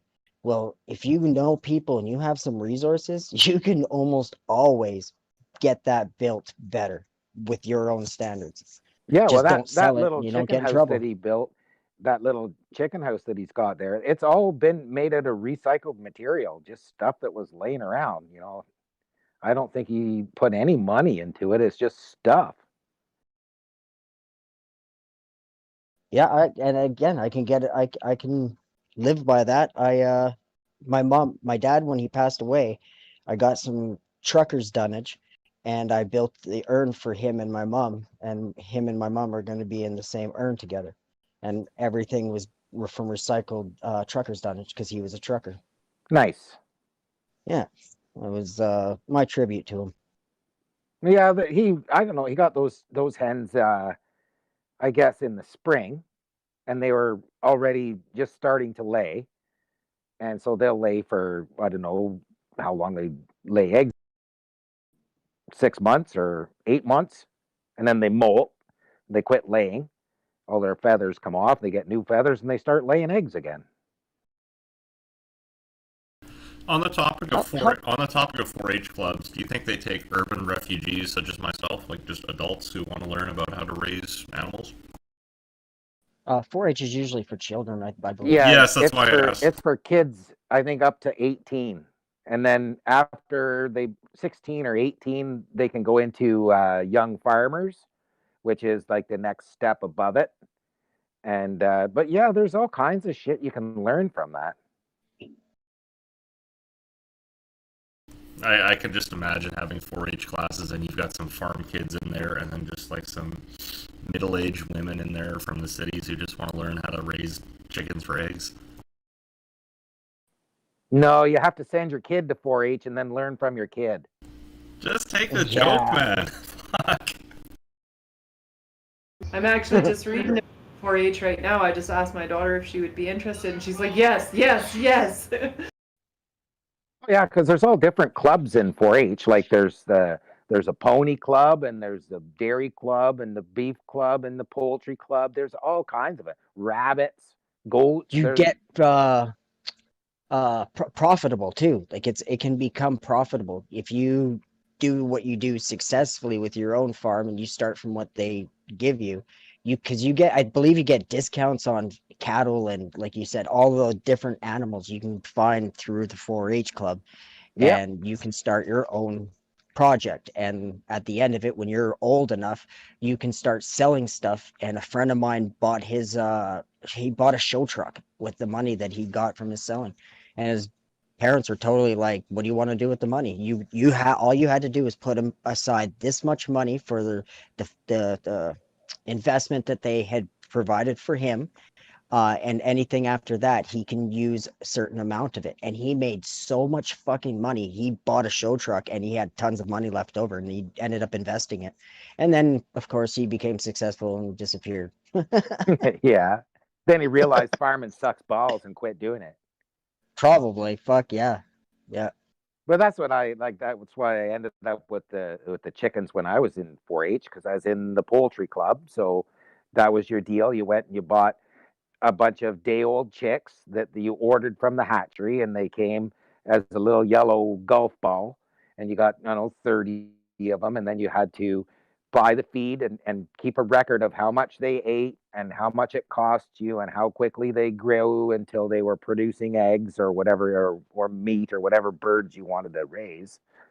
And yeah, then once the project was done, they said, okay, well, you're successful, and then now you're stuck with all these hens. So they were, now you got 30 eggs every day. So the neighbors would come down, and we just had a refrigerator filled with eggs, and they would put their money in the egg box and take their eggs. And that's like shit. We'd supply eggs to probably 10 or 12 different families. Yeah, it's fucking amazing how many eggs you can get from such a few fucking chickens. A chicken lays an egg every day. So if you got, you know, 24 chickens, that's 2 dozen eggs every day. It's a lot of fucking eggs, man. It adds up quick. Yeah, and they fucking hide them everywhere. Like, you sometimes, if you don't have them under containment and they're just free fucking roaming, they're fucking everywhere. Oh yeah, you got to keep them locked up, or your eggs will be all over the fucking place. Yeah, my uncle doesn't. They're all over the fucking farm, and I swear I don't know how fucking coyotes don't come in, but he's got a big, huge, horny ram, and he's on a big fucking chain because he's a mean bastard if you get close to him, because he's a alpha and he don't like anybody near his girls. And so I think that's the only thing that tears it. But how many chickens do you have? And he's like, I lost count. And I'm like, so they're just running around? And he's like, yeah, pretty much. And I'm like, and you're not worried about coyotes? He's like, for some reason they don't come around his farm. They just avoid the fucking place altogether. I'm like, yeah, starting to get smart after all these years. No, we got lots of coyotes around here. They'll come right in the barnyard. I think, guys, I think that's how a lot of these small operations end up selling eggs at farmers markets, for example. Like, they'll just raise chickens for themselves, hens, and then they'll have so many eggs they won't know what to do with them, right? So then they start selling them off to friends and family, and they still have too many, so then they go to the farmers market. Oh yeah, we got pickled eggs, and you get so sick of eating fucking eggs that you don't even want to look at one. It's a I'm good kind of problem at to that have. point. It's a good problem to have because you can make some money off them, right? Oh yeah, yeah, you'll make money, and but still, there's a ton of them, so there's eggs in everything. You're gonna have eggs for breakfast and eggs for lunch, and then there's eggs in the dinner. So they're a survival food too. Like some of them are strictly bred just to lay eggs, so that you can keep them for longer. I believe. Yep, I don't know yep. how it works. Yeah, is that it's longer. The lifespan of the chicken is longer, Well, the or chicken. no, the span of the eggs is longer of how long they can. I don't fucking know. I don't know. I think an egg will stay in the Oh, eggs that you buy in the grocery store. They can be anywhere from 2 weeks to 6 months old.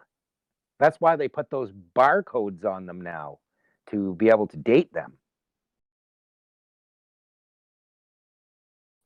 Because you can't tell yeah, the difference between an egg that was laid yesterday and one that was laid 6 weeks ago. They look the same. yeah. Until you open it up. Yeah, exactly, exactly.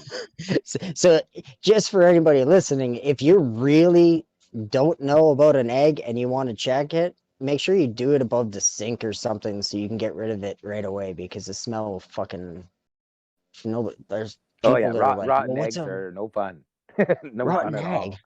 all. Oh God, no. Fuck. Bachelor days do not fucking. I don't miss them. But a friend of mine, she had these ducks. They're some sort of little brown duck, war ducks or something, she called them, but they're from England. They're an English duck. And during the war, they raised these ducks in England because they produce eggs and they eat them. And she was trying to give me all these duck eggs all the time. You know, I've ate them before, but I'm not a duck egg fan. Yeah, if you have them, they're for a lot of people I know use them for their baking. And again, I don't know if I Yeah, really like that, because sometimes it a duck changes egg it. is pretty heavy. Yeah, it's a meal in itself. Yeah, they're Yeah. supposed to be good for baking, though. Nugs, do you raise anything else other than livestock and poultry? Not anymore. Like we used to. We used to have like horses. We used to breed horses here on the farm, but they've pretty much got out of doing that. And when I was younger, we had pigs and we had goats. Like I say, we've done pretty much all of it. Did you guys ever eat the horse meat? I know it's popular in Europe, not so much out here. I've eaten it before, not our own horse meat, but yeah, I'm not a fan. It's not something that I'm really into. What's it like? Is it just like It's tough. gamey and super lean? Yeah, it's lean. It's kind of like beef, but it's lean. Yeah, I wouldn't really call it gamey. It has its own kind of flavor. So like It's not like a it mild bison then maybe? Yeah, it's not stringy like beef. Like If you want good meat, you want an animal that doesn't move. yeah. Like Yeah. cows, That's bison, why they buffalo, they just that's sit why there they and keep eat. the veal calves in the little Yeah, igloo so he doesn't run yeah, around and get all stringy. He doesn't move. He yeah. just stands there. Yeah, just to give a little explanation for the audience here. So tenderness comes from the muscles in the animal that are used the least. So if you're looking at a cow, for example, your ribeye is a nice tender cut of meat because it's coming more from the back, from the ribs, and then you've got the tenderloin that's sort of nestled um, between the rib and back area and the hip, where it doesn't get used at all because all the cow does is stand there, right? Versus say your shoulders, like where your ground meat comes from, where it's tougher because that's what the legs are attached to, and the cows are moving all the time. And it's the same with your roast cuts, like your rounds, your outside round, your inside round, your eye round that are coming from the hip area, because that's a major muscle where the animal's moving. So a horse, for example, which is always moving and is pretty much just built like a bodybuilder, right? Like pure muscle, no fat, is going to be tough as hell because it's always moving. Every muscle is being used. Has long but strings it's in the it. opposite though. Yeah, it's not tough, but it's like got a lot of stringy meat in it. Yeah, it's not really stringy meat either. It's because it's so much muscular. It's binded together with strands, and it's.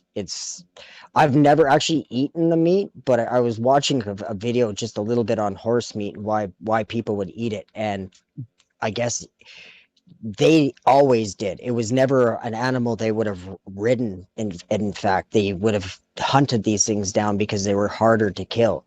But even with the cows, it comes down to one thing. If I give you two identical cows and I tell you to go out there and kill them the exact same way, and you go out there and you take the shot, the first cow drops dead right in its spot, doesn't move. The second cow, you take the shot, hit it in the same spot, it drops, but the bullet ricochets somehow and it doesn't kill the animal. And now that animal's in stress mode. So all this adrenaline starts pumping and it will flood all of the muscles and it will make the meat super tough to eat. So you can have two identical cows, and if you kill the one cow just wrong, it will change the way the meat is. It's literally that sensitive. So, Boomer, with your description there, I don't know because with your description there of horse meat, Boomer, it sounds a lot like fish. So fish doesn't have any connective tissue, meaning when you overcook it, it just sort of falls apart. Is that similar to horse meat then? I wouldn't know actually. Maybe if you did like a slow cook or something like that, you could. I don't know. I know that they don't they still eat smoke it in that some stuff? places. Oh yeah, it's big in Europe, like Yeah, sausage. Germany and A lot of France. sausage. Yeah, They love that shit. yeah. Grind everything up and just fucking eat it all. It's yeah. Well, fish has They don't fuck basically with it. no fat and no connective tissue, so it's straight up muscle, which is why I'm asking, so it sounds similar.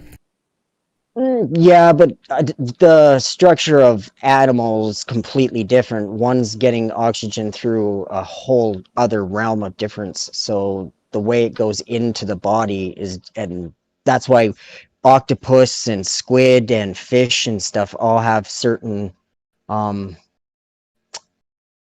certain ways of cooking it so that you can preserve what's in the meat. Like with squid, it takes about 3 seconds to cook it properly. Calamari is a very fast food. You do the breading and then you dip it in and you pull it out. Any longer than 3-4 seconds, usually it gets really tough and it shrinks up. And then the calamari is just really chewy and it's not very good.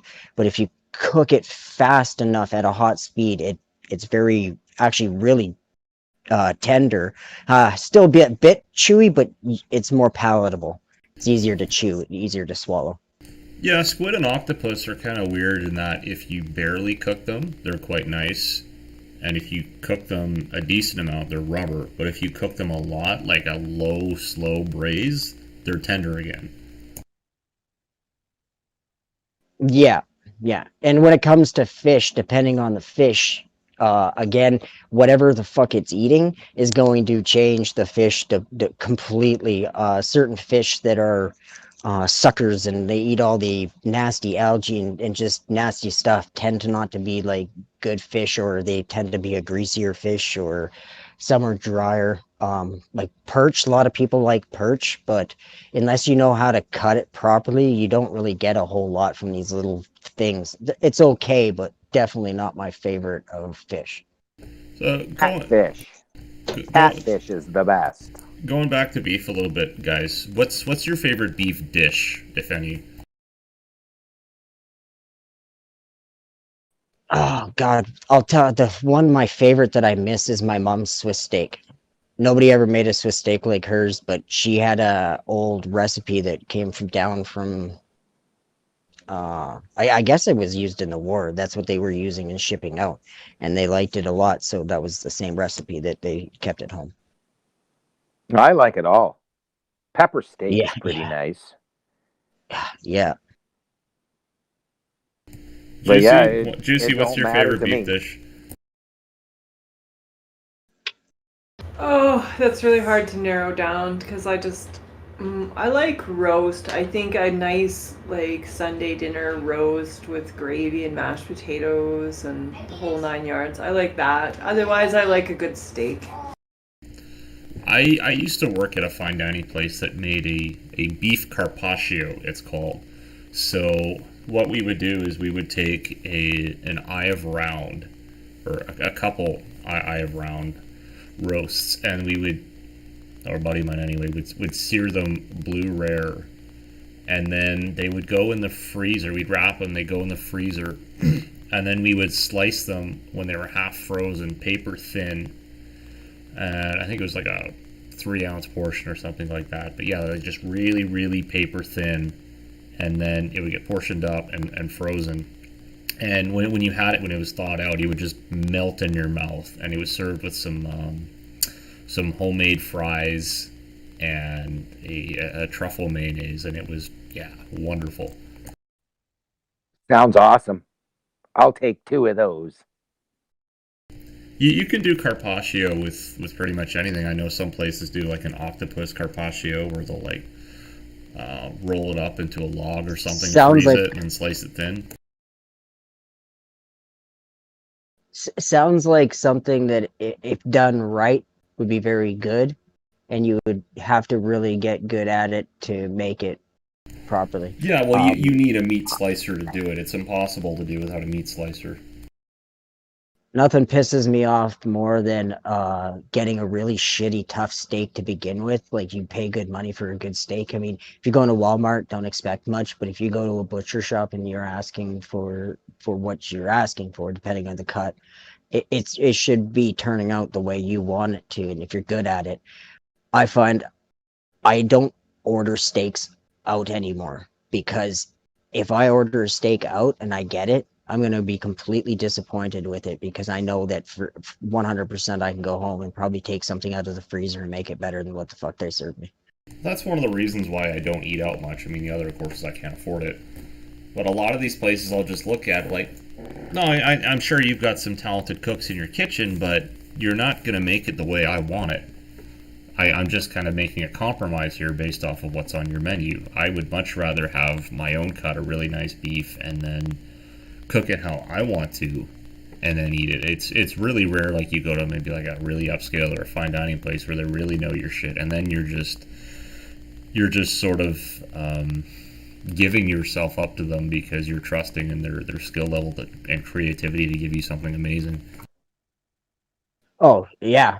But when it really boils down to beef, it doesn't really matter what the cut is for me. I don't care what it is. It just has to be cooked right. I love every aspect of beef is really good.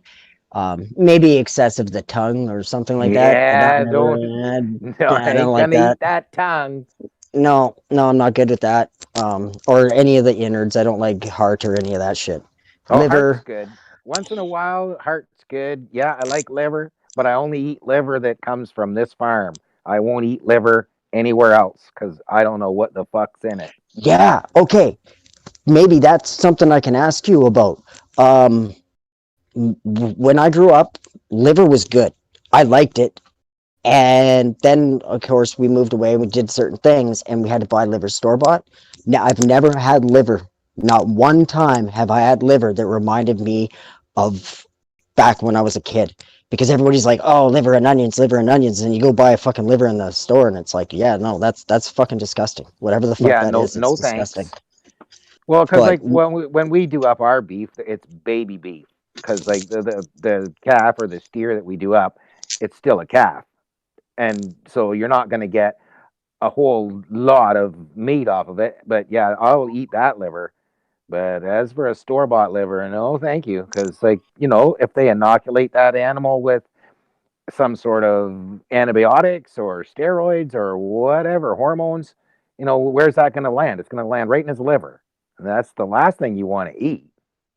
Yeah, and if it's a pure animal, that liver should taste better than anything that you would expect. It's yeah. This is an interesting discussion. So I watch a lot of old British cooking shows, and they talk about how a lot of them grew up on calf's liver, you know, in other words, veal liver and pig's liver, and of course they quite enjoyed it, probably because they were sourcing it from small farms, just like you guys do.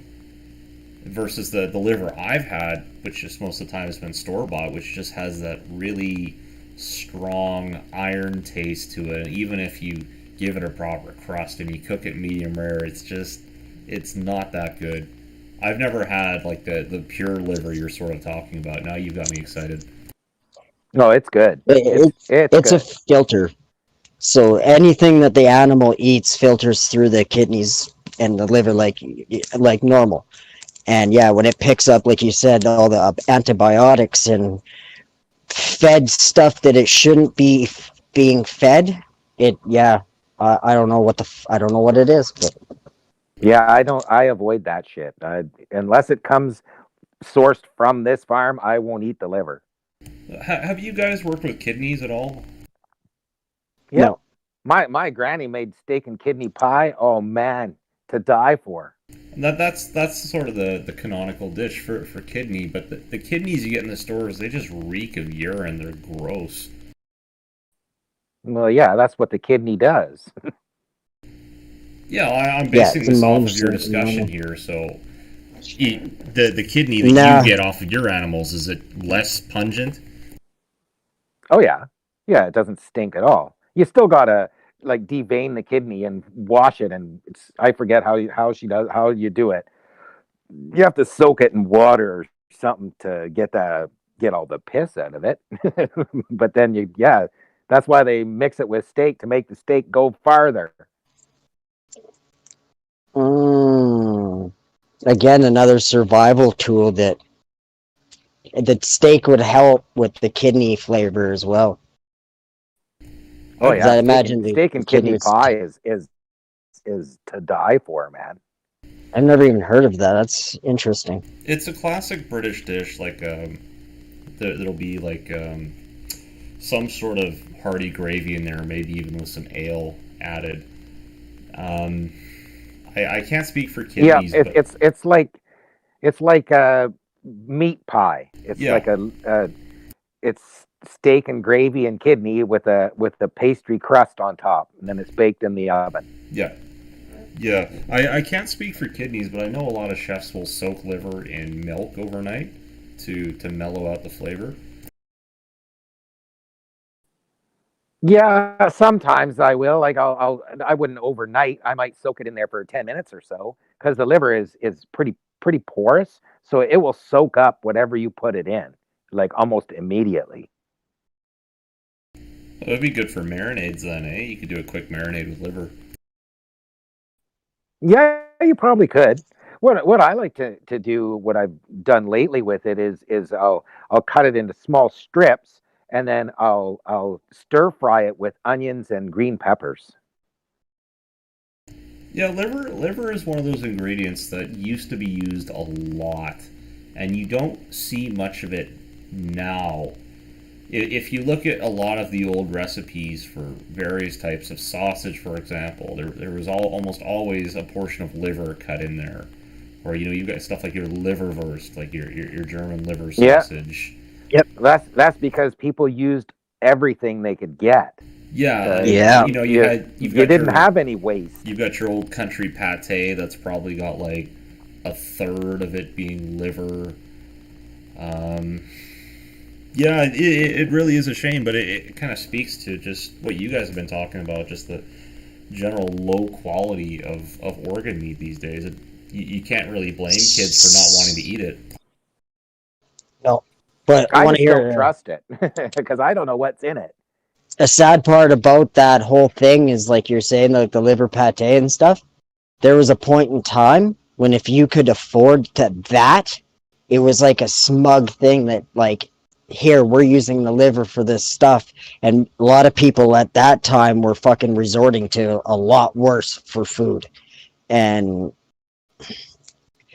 it's a scary thought that we could even be on the brink of doing that. And I think that's why the foods have gone as stray the way they have for sustainability effect. And now people are starting to realize how bad the food is for them.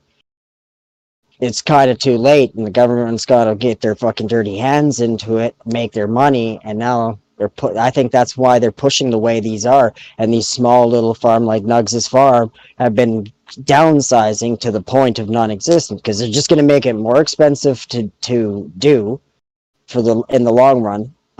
Everything's just going to get to that point. So learning how to do some of these dishes wouldn't be a bad idea, just in case one day you have to do it. And it's like, yeah, what do you do with this liver? Well, we're starving. We have a piece of liver. What are we going to do with it? You're At that gonna point, eat salt it. and pepper. Yeah, Salt and pepper if I have to. raw. Fuck yeah, right? And it's like, I have been that broke. Like, when I was with my parents, they went through some really shitty times, and I had to stay with some foster parents. And it's like, okay, so this is what they get to eat, great. And then you go back to your house, and it's like, oh fuck, we really, that was an eye opener to like how expensive things are. And when the market really crashed in the 80s, it hurt.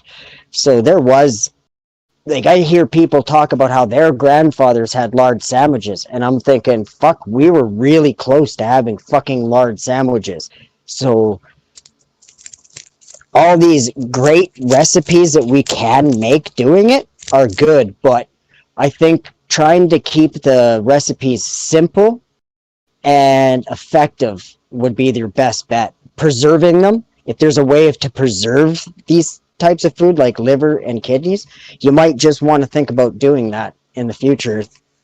Because I believe with the porous aspect of a liver, you can also put certain preservatives that would soak into it that help last longer. Well, that's where you get good for you too. It's full of iron. It's like organ meats are good for you. Well, guys, that's where you get into pâtés, right? Like, you can actually find pâtés in supermarkets and some of the higher end stores that are canned, right? So you would can your pâté after you prepared it. I know one of the European stores I like to go to carries cod liver pâté from Iceland, and it's quite nice, and it just comes in a can. Yeah, and goose liver pâté. I've had that before. This is something, and I keep going back to this. Like, nobody knows more about food than French peasants, and they would do a ton of this stuff, right? Like, they would have all this different poultry around, like duck, chicken, goose, you name it, like turkey, all that stuff. And they had to get inventive. Yeah, and they would make all the pâtés, and you look at, where did foie gras come from? Well, history says foie gras was more of a Jewish practice back in the day, but it was actually a means of preserving fat. So they would just stuff these birds full of grain, and the birds would fatten up, and then there was the fat that they would cook with, right?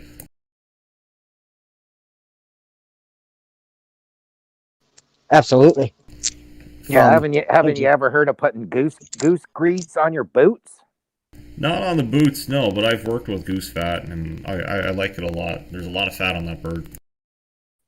That's how you waterproof your boots. Put goose grease on them. I like it. Well, That's a great idea. Food history is funny because a lot of the dishes that are popular once originated as peasant dishes, like a risotto from Italy or a cassoulet from France. Then you got things like even fried rice or whatever from China.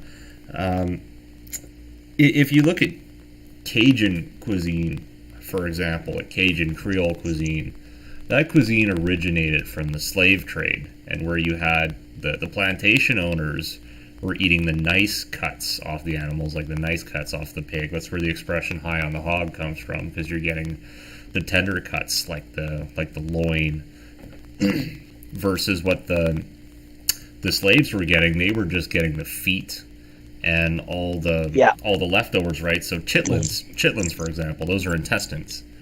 So that chitlins are still pretty popular down in the U.S. in black culture. And yeah, basically they take intestines and rinse them out and fry them up. Yeah, or they'll stuff chitlins with like sausage meat. Mm-hmm. Well, that's what the original sausages were, where they used the intestine for the fucking skins. Yes. That's chitlins aren't bad. I don't know. They're better than grits, for fuck's sakes. I've never had that, but nobody I've ever talked to who said they have it say you don't. No, the grit is the little thing on the end of a kernel of corn, the little niblet thing on the very end, and they knock that off, and then they make like porridge out of it. It's fucking shit. What? Really? That's fucking. Yeah, that sucks. When you get a kernel of corn and it has a point on it, well, they take that little point off, and that's the grit, and then they get a lot of it, and they make put boiling water on it, make porridge out of that shit. It's tasteless. Like fucking grape nuts. Yeah, it's tasteless fucking garbage. Which is probably why they'll pump it full of butter to give it butter and sugar to give it flavor. Yep. That's exactly what you got to do, is soak that shit in butter just to get it down. It's awful. Fuck. I don't know. American people like grits. I'm not gonna say I've had them before, and I'm not a fan.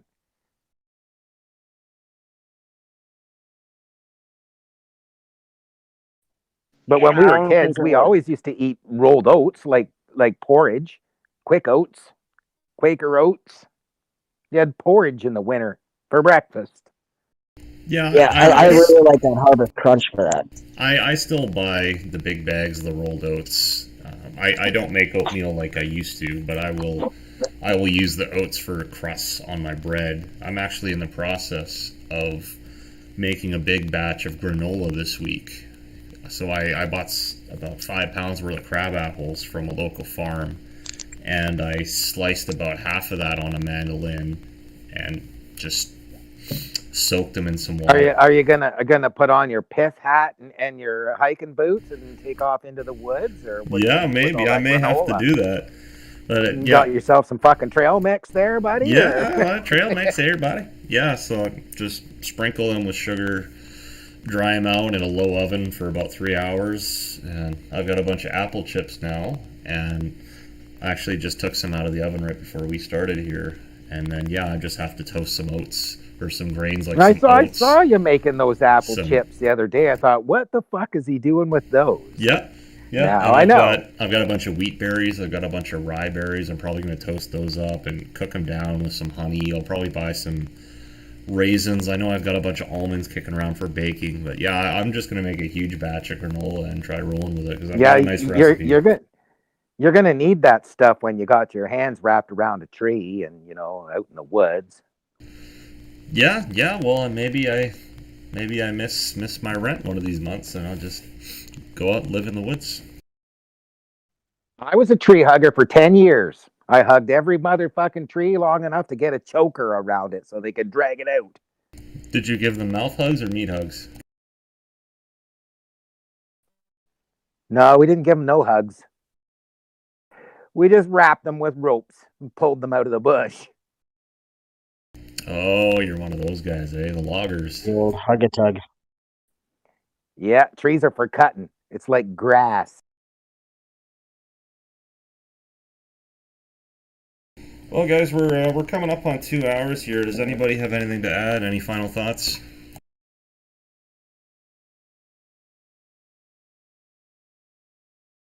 No, but if you guys got any other questions and always up to answering weird questions about farming and stuff, if I know the answer. I had one question, and that was about cows and alfalfa. Cows eat that stuff.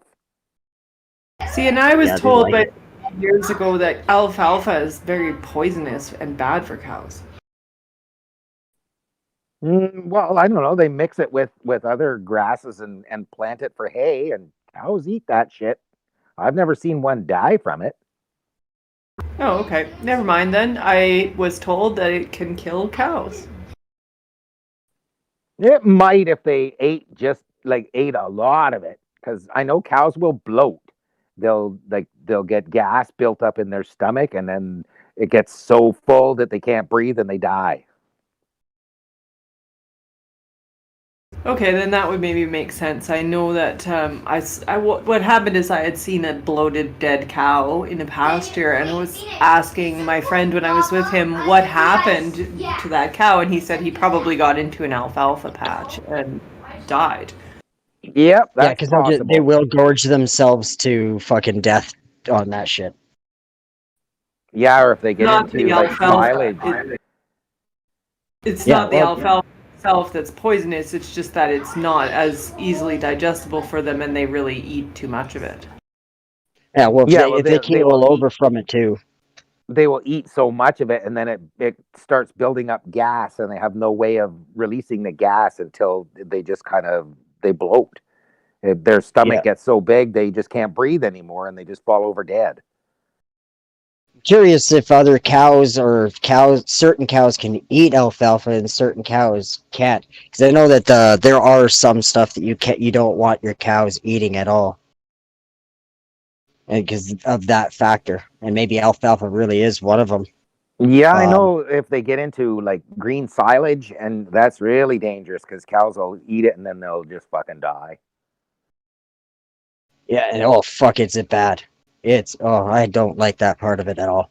Amazing You thing go, that I you saw one time though is when I lived out west, I was working for these Dutch farmers, helping them put in silage, just on my days off, driving tractors for them. And the cows, they had dairy cattle, and one of them got into the silage, and it started to bloat.